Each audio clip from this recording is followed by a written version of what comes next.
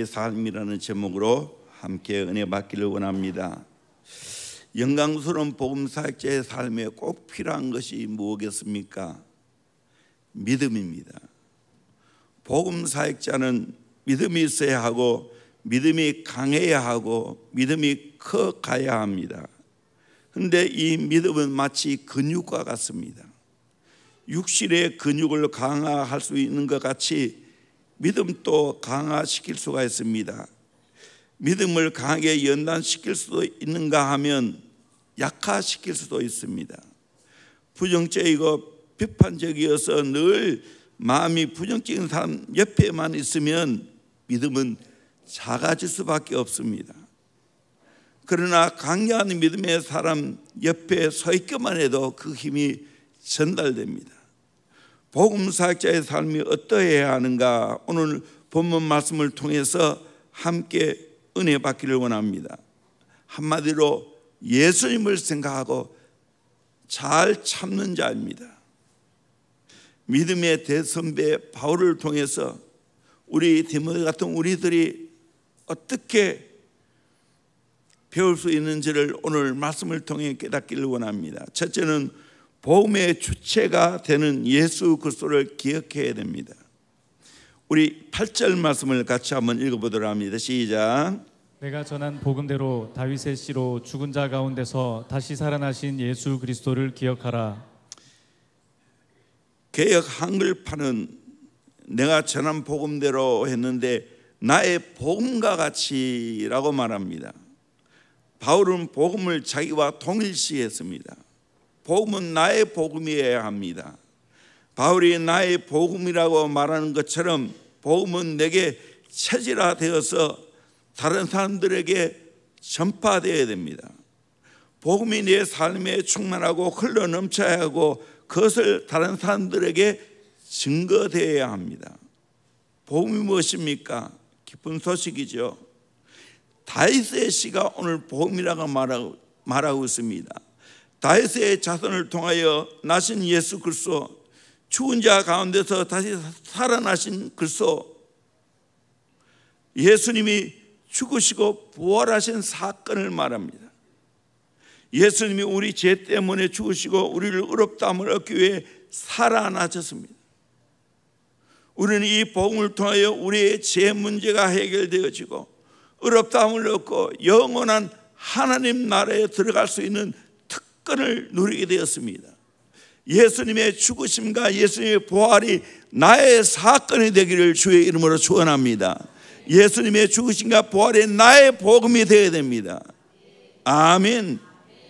이걸 기억하라 했습니다. 이 말은 마음속 깊이 간직하라는 말입니다.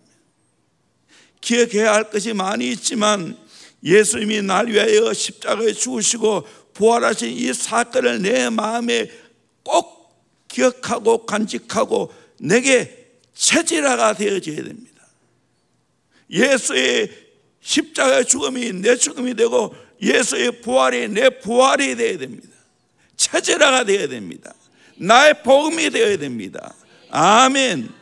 이렇게 담대하게 우리는 이 복음을 내가 경험하고 이 사실을 아직 알지 못하는 사람들에게 증거해 줘야 됩니다. 예수님이 날 위해 죽으시고 부활한 사건이 얼마나 대단한 사건인지를 한 예를 듭니다. 한 어머니가 어려운 가운데 아이들을 키우고 있었습니다. 남편이 병으로 세상을 떠나고 부인이 5살과 3살 된 아들을 키우기 위해 철길가에 있는 신발 공장에 취직을 했습니다. 매일 아침 출근할 때 두 아이들을 맡길 곳이 없기 때문에 안고 업고 공장으로 출근해서 공장 안에 있는 조그만 방에 놀게 하고 부인은 일했습니다.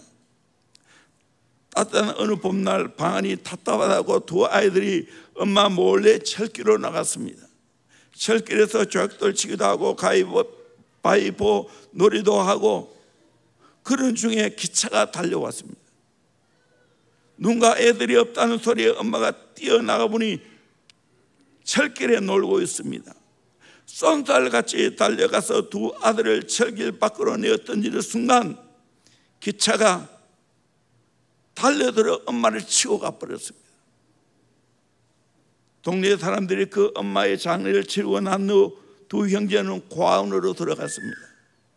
그리고 자라서 어른이 된 후 어머니의 무덤에 조그만 묘비를 세우고 다음과 같이 글을 새겨 놓았습니다. 어머니, 우리 어머니, 사랑하는 우리 어머니. 어머니의 사랑의 절정은 어디에 있습니까? 두 아들을 기르기 위해 일당 몇천 원을 받으며 일했던 것입니까? 두 아들을 기르기 위해 자신이 굶고 아이들 입에 먹을 것을 넣어줬던 그것입니까?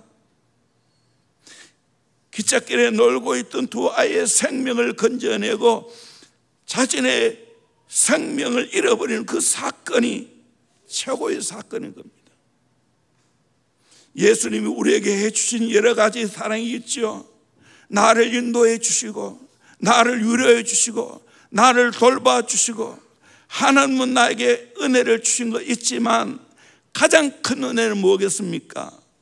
날 위하여 십자가에 못 박혀 돌아가시고 3일 만에 부활하신 그 사건이 내 인생의 최고의 사건인 줄로 믿습니다.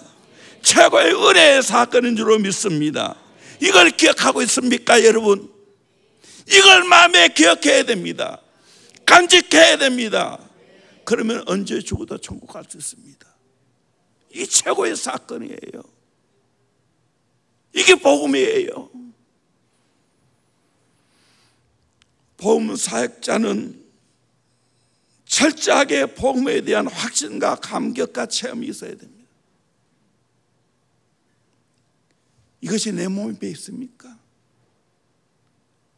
내 죄 때문에 예수님 십자가 죽으시고 나를 살리기 위해서 부활하는 이 사건이 나의 사건입니까? 이보다 더 큰 사건이 있어요. 시시한 것 받았다고, 내 아들 좋은 대학 들어갔다고, 좋은 집을 사게 되었다고. 아니요. 내가 꼭 기억해야 할 사건은 나 같은 죄를 위해서 예수님이 십자가에 죽으시고 부활하신 사건인 줄 믿습니다. 아멘. 이것이 내 인생의 최고의 희망의 사건인 줄 믿습니다. 그러면 이제는 내가 두려워할 게 없어요. 걱정할 게 없어요. 영원한 천국에 들어가고, 우리 주님 재림하실 때 나도 부활하게 되니까요. 이 복음입니다. 두 번째로 복음의 영광 때문에 고난을 잘 참습니다. 9절 10절 말씀 같이 보도록 하겠습니다. 시작. 복음으로 말미암아 내가 죄인과 같이 매이는 데까지 고난을 받았으나 하나님의 말씀은 매이지 아니하니라. 그러므로 내가 택함 받은 자들을 위하여 모든 것을 참음은 그들도 그리스도 예수 안에 있는 구원을 영원한 영광과 함께 받게 하려 함이라. 바울은 자서전적으로 자기의 삶을 말하고 있습니다. 바울은 죄수가 아니지만 복음 때문에 죄인되어서 감옥에 갇힌 몸이 되었습니다. 그러나 그 중에서도 하나님의 말씀을 증거했습니다. 인간은 육체의 한계를 가지고 있기에 여러 가지 것들에 의해서 매일 수는 있지만 하나님의 말씀은 매일 수가 없다고 말합니다. 복음을 전하고 하나님의 택함 받은 자들의 구원을 위하여 나는 모든 고난을 참겠다고 말하고 있습니다. 복음의 일꾼들은 분명한 목적을 가지고 살아가야 됩니다. 내가 전한 복음을 통하여 영원한 영광과 함께 구원을 받게 됩니다. 내가 이런 영광스러운 구원에 참여하기에 고난을 잘 참아야 됩니다. 참을 수 있는 것은 하나님의 말씀을 매지 않기 때문입니다. 바울처럼 감옥에 들어간다 할지라도 그 고난 속에 복음을 증거하는 겁니다. 우리 한국의 초대교회 성도들은 복음을 전하다가 고난받고 감옥에 많이 들어갔습니다. 안희수 사모님의 글을 보면 감옥 속에도 말씀을 전하면서 복음을 증거했습니다. 지금 현재는 이런 일이 없지만 내가 복음 때문에 물질적인 손해를 당할 수도 있고 왕따를 당할 수도 있고 사람들에게 핍박을 받을 수도 있습니다. 그러나 내가 전하는 복음을 통하여 구원을 받게 되고 내가 복음을 전해준 사람이 영원한 영광을 얻게 된다는 걸 생각하면 얼마든지 나는 내가 당하는 고난을 참을 수가 있습니다. 예수를 믿고 따르기 위해서는 고난과 핍박을 각오해야 됩니다. 복음의 은총과 영광을 깨닫고 경험하는 사람은 어떤 고난도 이겨냅니다. 나의 참된 소망은 내 사랑하는 사람들이 복음을 깨닫고 구원받는 겁니다. 변하여 새 사람 되는 거 보는 겁니다. 실제 있었던 사건을 소개합니다.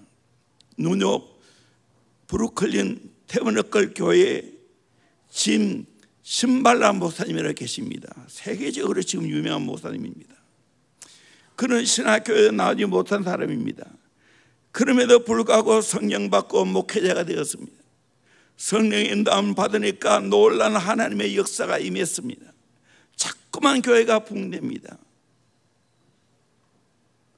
10,000명 이상이 모이는 큰 교회가 되었습니다. 전도 집회를 통하여 마약을 하는 사람이 변화되고 창남이 변화되고 교회도 폭발적으로 부흥됩니다. 그런데 첫째 딸 아이가 말썽을 피우기 시작합니다. 16살부터 방황하기 시작합니다. 점점 부모로부터 멀어져 가고 하나님으로부터 멀어져 가기 시작합니다. 가출하기 시작하고 여러분 밤에 애가 어딘지 몰라서 애를 태웠습니다. 상태가 더 심각해지자 별별 시도를 다 해보았습니다. 사정해 보기도 하고 야단쳐 보기도 하고 싸우기도 하고 돈으로 어떻게 마음을 돌려볼까 생각했지만 다 부질없는 행동이었습니다. 가면 갈수록 아이는 더 완악해졌습니다. 아이에게 꺼벙한 남자친구가 전부였습니다. 이런 가운데 목사 노릇을 해야 하니까 얼마나 마음이 아프겠습니까? 교회까지 25분을 차를 타고 운전하는 동안 내내 울었습니다. 예배를 인도하면서도 순간순간 딸을 생각하며 중보를 했습니다. 아내도 정식으로 음악을 공부하지 않았지만 찬양들을 조직하여 지휘를 합니다. 기도하고 찬양들을 인도하는데 얼마나 은혜로운 찬양을 하는지 미국의 인기가 대단했습니다. 찬양단이 유명한지 앨범을 내기도 하고 연주회를 하면 터져나갈 정도로 사람들이 모였습니다. 자기 교회는 이렇게 부흥되는데 자식이 그렇게 되니 정말 미칠 지경이었습니다. 상담자에게 물어도 별로 신통한 대답이 나오지 않습니다. 하나님께서 계속 하나님께 맡기라는 확신을 심어주었습니다. 2년 반 동안 긴 터널을 지나가는 동안 너무나 고통스러웠습니다. 그런 중에 어느 화요일 기도 집회 때 영적으로 예민한 지사님이 따님을 위해 집중적으로 기도해야 되겠다는 느낌이 옵니다. 쪽지가 올라왔습니다. 순서를 바꾸고 개인적으로 기도해야 옳은가 생각하다가 솔직하게 딸의 상태를 이야기하면서 집중적으로 기도를 했습니다. 마치 해산하는 것 같은 고통을 느끼면서 기도를 했습니다. 마지막 최종적인 기도 소리는 사단아, 너는 이 아이를 취할 수 없다. 이제 손을 떼라. 그 아이는 돌아온다. 그리고 32시간 후에 아이가 돌아왔습니다. 아이는 품에 안겨 회개를 하기 시작합니다. 그러면서 이런 말을 했습니다. 아빠, 누가 나를 위해 기도했어요? 누가 기도했어요?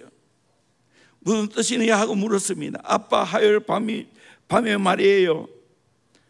딸아이는 이런 말을 했습니다. 한밤중에 하나님이 나를 깨워 내가 끝없는 구렁텅이로 하고 있는 것을 보여주었어요. 그 구렁텅이는 밑이 안 보였고 나는 무서워 죽을 것 같았어요. 나는 놀랐어요. 내가 얼마나 완악하고 악하고 반항적인지 깨달았어요. 그러나 동시에 하나님 같은 분이 나를 꼭 끌어안아 주었어요. 그리고 내가 더 이상 미끄러지지 않도록 하시며 내가 아직 너를 사랑하고 있단다고 말씀해 주셨어요. 아빠 말해주세요. 그날 밤 누가 나를 위해 기도했어요? 그때 그 아이는 확실하게 해결을 했습니다. 그리고 성경학교에 입학하게 되었고 음악 사역을 시작하게 되었고 엄마처럼 큰 성가대를 인도하고 오늘날 의젓한 목사 사모가 되었고 세 자녀를 키우고 있답니다. 끝까지 참고 기도하면 하나님께서 영혼들을 변화시켜 주십니다. 오늘 또 내 자신은 여러 가지 어려운 환경이나 핍박이나 사람으로 인하여 매물당할 수가 있습니다. 여러분, 다음 세대 사역한다는 게 쉬운 게 아니에요. 온갖 일이 다 일어납니다. 왕따를 시키기도 하고 여기도 서열이 있고 참 미치겠어요. 뭐 서열이 있어? 조그만 것들이 뭐 거기에 또 굴하고 있어. 그러나 복음은 매지 않습니다. 복음은 능력이 있습니다. 이런 아이를 변화시킬 수가 있습니다. 아멘. 결코 하나님 말씀은 매지 않습니다. 그러므로 우리는 바울같이 참고 그 영혼이 구원받기를 위해서 기도해야 됩니다. 때가 되면 하나님이 그 영혼들을 구원하는 역사가 있게 될 줄로 믿습니다. 복음은 능력이 있습니다. 아멘. 복음은 영광스럽습니다. 얼마든지 사람들을 변화시킬 수 있습니다. 저도 돌아보면 죄인이 없고 부족한 사람이었는데 하나님 저를 선택해 주시고 저를 구원해 주시고 이렇게 주의 종으로 삼아 주시고 오늘까지 이렇게 한 교회에서 오랫동안 목회할 수 있는 것 전적으로 복음의 역사였습니다. 하나님의 은혜의 역사였습니다. 세 번째로 주님과 함께 죽고 주와 함께 참으면 함께 왕노릇합니다. 11절 12절 말씀 같이 보도록 합니다. 시작. 이쁘다 이 말이여, 우리가 주와 함께 죽었으면 또한 함께 살 것이요 참으면 또한 함께 왕노릇할 것이요 우리가 주를 부인하면 주도 우리를 부인하실 것이라. 우리가 주와 함께 죽었으면 또한 함께 살 것이라고 말합니다. 내가 주를 위하여 참으면 주님과 함께 왕노릇한다라고 말하고 있습니다. 반대로 우리가 주를 부인하면 주도 우리를 부인한다고 말합니다. 그러므로 우리는 주와 함께 죽고 주와 함께 참음으로 왕노릇해야 될 줄로 믿습니다. 아멘. 내 환경을 탓하면서 사람을 탓하면서 주를 부인한다면 말이 안 되죠. 주님께서 우리에게 베푸신 사랑이 얼마나 큰데 왜 주님을 부인합니까? 주님과 함께 참으면 왕노릇할 그날이 오고야 말 줄로 믿습니다. 옛날 말과 마차가 다닌 시절에 존이라고 하는 청년이 젊고 아름다운 여성 메리와 결혼하기로 약속을 했습니다. 어느 날 존이 길 모퉁이에 서 있는데 고삐 풀린 말이 미친 듯이 마차를 끌고 길 아래로 질주하는 것이었습니다. 그런데 그 마차 속에는 약혼녀 메리가 타고 있었습니다. 이 청년은 생각할 겨를도 없이 태쳐나 말 고삐를 잡고 늘어졌습니다. 한참 동안 끌려다니면서 청년은 끝까지 고삐를 놓지 않았습니다. 다행히 말을 멈췄지만 이 청년의 몸은 피투성이가 되어 있었고 말 발굽에 너무 많이 밟히고 마차에 부딪혀서 만신창이가 되었습니다. 약혼녀가 이 광경을 보고 마차에 뛰어내려 존에게 달려갔습니다. 존은 마지막 숨을 몰아쉬면서 말했습니다. 메리, 정말 사랑해. 그리고는 숨을 거두고 말았습니다. 말이 미친 듯이 날뛰며 죽음을 향해 달려가듯이 죄는 사망과 지옥을 향해 미친 듯이 달려가게 만듭니다. 우리도 죄의 마차를 타고 죽음을 향해 달려가고 있었습니다. 그런데 예수님은 자신의 몸을 돌보지 않으시고 십자가에서 우리 대신하여 죽으셨습니다. 예수님은 하늘 영광을 버리고 이 땅에 오셔서 치욕과 수모를 당하셨지만 여전히 최고의 사랑으로 우리 죄인을 위하여 십자가에 죽으셨습니다. 최고의 사랑의 사건입니다. 바울처럼 복음이 나의 복음이 되어야 진정한 복음의 사역자가 될 수 있습니다. 내 삶에 아무리 어려움이 와도 주님의 큰 사랑을 깨달으면 넉넉히 이겨낼 수 있는 줄로 믿습니다. 존이 약혼 여매를 위해서 희생한 것처럼 내가 주와 함께 죽고 주와 함께 참으면 내가 장차 하나님 나라에 가서 왕노릇하게 될 줄로 믿습니다. 아멘. 여러분, 주를 위해서 포기할 줄 아는 능력을 가지시기를 주의 이름으로 축원합니다. 장차 하나님 나라 가서 상급의 기준은 내가 얼마나 주님과 복음 위해서 희생하고 고난을 받았느냐에 달려 있습니다. 그러므로 우리는 주와 함께 참고 주와 함께 십자가를 지면서 장차 하나님 나라의 왕노릇하는 그 복을 받으시기를 주의 이름으로 축원합니다. 이 땅은 잠시입니다. 지나갑니다. 우리는 장차 저 앞에 설 날을 생각해야 됩니다. 또 하나님 나라 가서 우리에게 주실 상급 멸류관을 생각해야 됩니다. 장차 왕노를 할 것을 생각해야 됩니다. 이 땅에 천년 만년 살 것 생각하고 이 땅에 쌓아두면 썩을 날이 옵니다. 그러나 하나님 나라를 위해서 내 인생을 헌신하고 투자하면 수많은 영혼을 살릴 수 있게 될 줄로 믿습니다. 아멘. 내가 이 땅에 살아가는 목적이 뭡니까? 수많은 영혼을 살리기 위해서입니다. 생명의 복음을 전해서 바울과 같이 내 인생 영광스러운 복음 사역자가 되어서 수많은 영혼을 구원하고 수많은 영혼을 변화시키고 수많은 영혼을 살려내는 이 귀한 사역을 감당하는 저와 여러분 되기를 주의 이름으로 축원합니다. 이걸 위해서 오늘 내가 살아가는 겁니다. 마지막 네 번째로, 미쁘신 주님을 진정으로 믿어야 합니다. 13절에 우리는 미쁨이 없을지라도 주는 항상 미쁘시니 자기를 부인할 수 없으시리라. 우리 인간은 미쁨이 없을지라도 주는 항상 일양 미쁘시다고 말합니다. 그렇기 때문에 우리는 변함없이 주님과 함께 죽을 각오를 가지고 주님과 함께 살아야 됩니다. 우리는 때때로 변덕을 부리지만 주는 절대로 변덕을 부리지 않습니다. 주님이 할 수 없는 것은 자기를 부인하는 겁니다. 주님은 항상 미쁘십니다. 신실하십니다.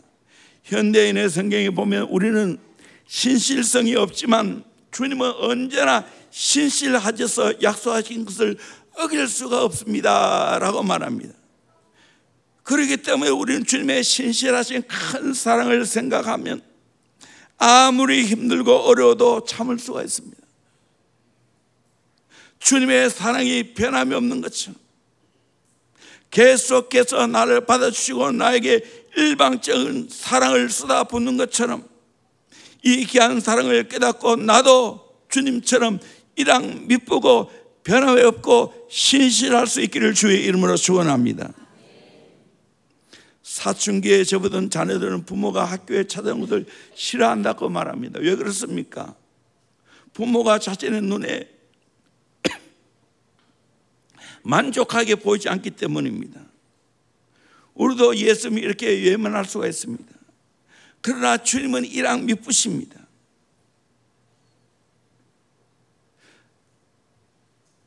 청소년기가 되어지면 반항이 생기지요. 신앙에도 반항이 옵니다. 예수를 향해서도 반항기가 올라옵니다. 그러나 분명한 사실은 언제나 주님은 일양 미쁘시고 우리를 사랑한다는 것을 기억할 수 있기를 주의 이름으로 축원합니다. 사랑만큼 세상에 강한 것이 없습니다. 자기만을 위한 사랑은 상대방을 아프게 하고 상처를 주지만 진정한 사랑은 모두에게 희망과 힘을 불어넣어 줍니다. 죽음도 두려워하지 않습니다. 예수님은 아무런 관계도 없는 사람들의 죄를 대신 짊어지시고 십자가에 죽으셨습니다. 이 세상 사람들의 사랑은 한계가 있습니다. 그리고 시간의 제한을 받습니다.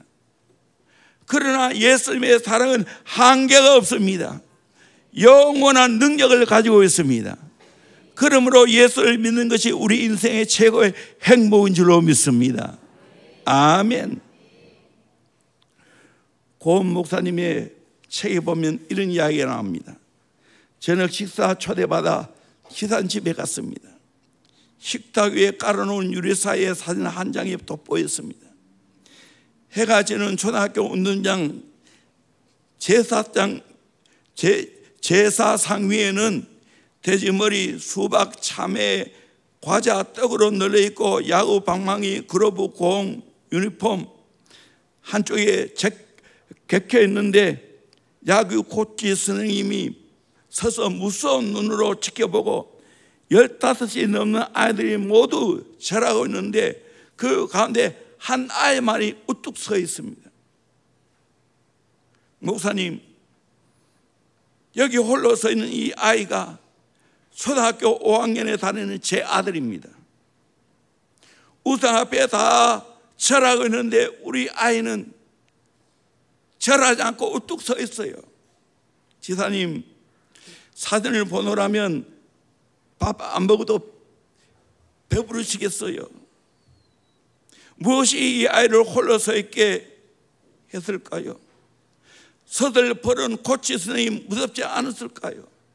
친구들에게 따돌림 받는 것 걱정되지 않았을까요? 누가 이 아이를 홀로 서 있게 하였을까요? 내가 사랑하는 주님인 줄로 믿습니다. 예수님 진짜 만나고 예수님 진짜 믿으면 어떤 어려움 앞에서도 무릎을 꿇지 않은 줄로 믿습니다. 주님은 항상 나를 믿으셔서 우리를 변함없이 사랑하십니다. 저와 여러분도 이런 귀한 사랑을 받고 변함없이 신실하게 주님을 사랑할 수 있기를 주의 이름으로 축원합니다. 아멘. 찬양하겠습니다. 우리